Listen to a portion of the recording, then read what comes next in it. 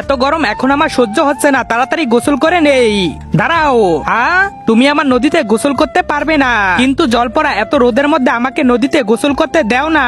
না, আমি তোমাকে গোসল করতে দিব না, কারণ তোমরা মানুষেরা আমার নদী নোংরা করো। জলপরা, তুমি আমাকে গোসল করতে দাও, আমি তোমার নদী পরিষ্কার করে দিব।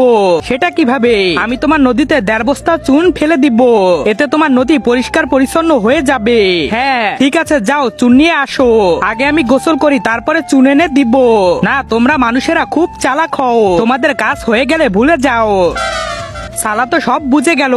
জলপরা, তুমি আমার উপর ভরসা রেখে দেখো, আমি সত্যি পরিষ্কার করে দিব।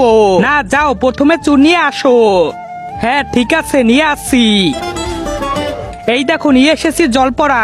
তুমি এটা কাকে নিয়ে এসেছো, আর চুন কোথায়? তার আগে তুমি যদি ইসরায়েলের পাশে থাকো তাহলে লাইক করো, আর যদি ইরানের পাশে থাকো তাহলে লাইক সাবস্ক্রাইব দুইটাই করো। আসলে আমি দেখতে চাই তুমি কার পাশে রয়েছো। তুমি কি ভাবছো আমি চুন নিয়ে আসবো?